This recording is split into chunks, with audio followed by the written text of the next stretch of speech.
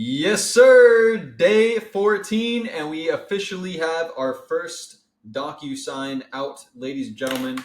Let's just get a round of applause. It's been a long time coming. By a long time, I mean technically 13 and a half days, but you get the point. So I'm going to go over actually a lot of things in this video. We're going to give you guys a bunch of sales tips too. So before I did marketing, I worked in sales at a mortgage company. So I have a unique experience there because number one, they brought me on as a customer service rep because I was literally out of college. I'm pretty sure I was like 20. I don't remember, 2021. And, it's pretty young for the mortgage industry where I was like the youngest one in the office by far. So they started me out. I was the top service rep for 3 months in a row, like consecutively by a long shot, fucking smoking these guys. So they sponsored me to get my loan originator license. And then I did a good job. So they sponsored me in 9 other states. So I was licensed in 10 states, all on the company's dime, which I don't know if that's standard or I was just doing a good job or what. But anyway, it worked out. So I learned a bit about sales and I used it on the first ever, sales proposal call, whatever you want to call it today. I'm going to give you guys some tips. So let's get into it. Number one, something super important. Actually, no, we're going to save that for later. So stick around for some, just practical advice too, and like mindset advice. It's going to be super important. But let's talk about the call. Okay, so I get in a call. It's this guy. He's in like the saving money, kind of like retirement niche. He's a really, really chill guy, really just genuine person. Get on the call. I basically lay everything out to him, right? And I tell him about what we do. We don't like to get clients. We like to partner with people for offer publishing, and just tell him like I proposed a 30-day challenge funnel for him. Or a 30-day challenge product for him, right? So basically, like the people will, his audience are people who want to get their finances together. So using his 30-day challenge, they'll save like, let's say $1,000 or maybe their first like $2,000, whatever their benchmark and their income bracket would allow them to save. And one of the biggest things I emphasize when talking to him is I wanted to think of the conversation from his point of view, right? So if you're a creator, what's the number one thing you think of when launching a product? Well, probably number one is how much am I going to make, right? But number two is my audience going to fucking hate me if I launch this? And I kept emphasizing throughout the call strategically, like I wasn't putting it in too much, but I was saying, look, we need to tastefully, we need to launch something that your community actually wants. We need to tastefully monetize this so that you can maintain your goodwill with your community, which is something Alex Hormozi talks about a lot. While also earning money from them.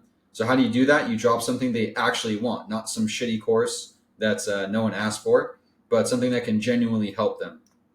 So just ask strategic questions there. ChatGPT really helped with like what questions to ask and things like that. Of course, I removed them, put them into my own tonality and stuff like that. But the main, if you could take one thing from this video, it would be the next section we're going to go over.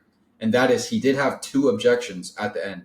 So number one, the biggest thing with him is like he already, let's say, had money because he said he exited a company earlier, but he doesn't have a lot of time. Like he's a father now, husband, and he doesn't want to spend a lot of time aside from the content he's already making. Like realistically, he doesn't even need to do this. So that was his first objection. Number 2, which anyone would have, is I just don't know if this is going to work, right? Like there's no telling if it's going to work, especially with his audience, which could be like lower ticket. Do these people even have like $3 to spend? So I, reassured him like, hey, I get it that you're, we're not sure if this is going to work, and this is why the offer publishing group is awesome and Josh Gavin's awesome. The way the deal is structured, and I literally just told him the truth, which we already went over in the call, which was, hey, look, if everything goes horribly, we get like 3 sales and everyone's sad. Worst case scenario, you didn't lose any money, right? So that's number one.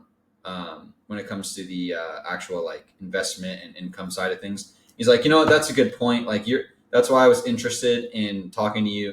You said that you build everything up front, and I don't want to spend the time and deal with all the tech and everything, which is also cool that Josh Gavin and Mark Lack kind of set us up to like do all that, especially like if we have fulfillment partners and stuff. So that was one, right? I literally just reassured him of the truth, which was if everything goes to shit, which it's not, hopefully, he doesn't lose anything, right? Maybe he made like 2 posts or something and sent a few emails, but people will forget in like a week anyway. So that's number one. And the other one was his time commitment. He's like, yeah, I'll be honest, I don't want to spend a lot more time than I am already. That's what even enticed me to like go on this call, because I know you do everything pretty much. So it was a big thing for his time commitment.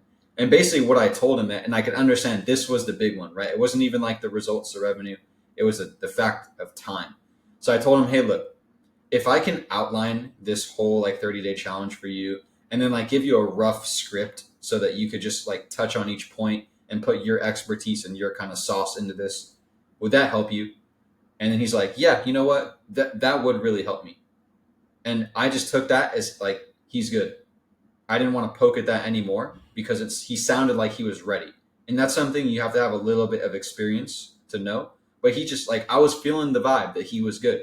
So there was one other crucial part of this call, which is actually really, really funny. So what he said was like, yeah, man, like, I just want to think about this and then we're good to go. Like, I was actually, I get a lot of emails, but I was waiting for someone who could, I was trying to find someone who could build this whole thing out. And I was looking for someone to do that. And I said, well, I'm right here. Let's do it. I literally just said, I'm right here. Let's do it. And he's like, all right. Yeah. He's like, let's do it. How does this work? And that was it. I didn't do any fucking sleazy marketing sales tactics. I didn't do any crazy shit. Literally just handle the objections and then asked him. I was like, bro, let's do this. So he's like, okay.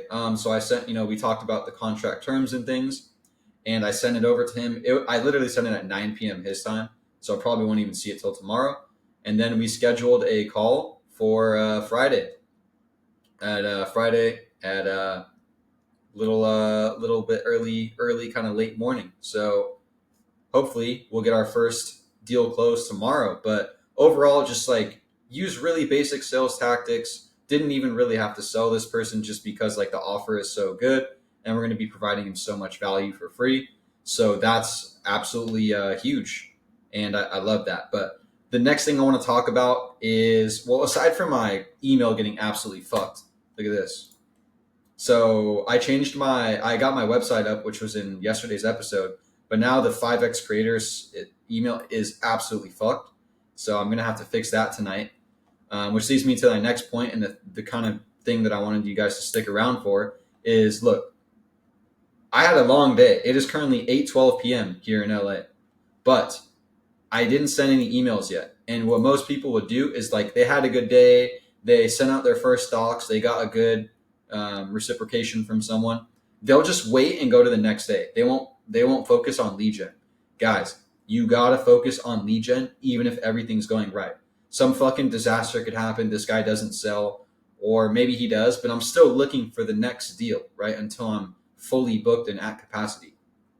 And even then we could broker deals and stuff. Like, do not stop lead gen even when shit is going well. That is the key to actually growing the business. Like, yeah, you're going to be busy. You're going to have to outsource things like that. But like, if everything is going good, do not stop trying to get deals. Worst case scenario, you send an email to someone and they're like, I'm down. And then you either just say like, hey, I'm fully booked until next month, and then have them book your calendar, or like, yeah, you just don't talk to them. But still, always be on the hunt. So this is going to be 191, but actually, no, it's only going to be 181 because my email is fucked. So I'll just do 20 today, but you guys get the point. Just because things are going good, do not stop the gas pedal. Do not put on the brakes. Super, super important. Also, I've been waving this fucking pencil around all day. This is my favorite pencil, and it's my favorite color, which is green. I don't know. I just like to hold it, and I'm sorry if it was distracting you guys, but you get the point. So yeah, going to send the rest of the emails. Fix my kind of like DNS settings, DKIM, DMARC, all that bullshit that you need.